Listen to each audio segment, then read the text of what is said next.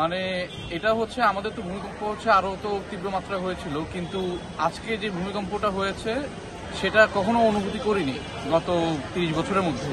মানে আমরা তো তখন অফিস করছিলাম, অফিস করার মাঝখানেই হচ্ছে ভূমিকম্পটা হয়, আর তখনই দেখি যে আমরা হচ্ছে সব চেয়ার টেবিল সব কাঁপাকাঁপি শুরু হয়ে যায়। তো আমরা হচ্ছে পরে যখন ভয়ে যখন দৌড় দিয়ে নামি, দেখি যে সবাই হচ্ছে রাস্তায় নেমে গেছে। আর ভূমিকম্পটা এত তীব্র ছিল যেটা আগে কখনো অনুভূতি করা হয়নি।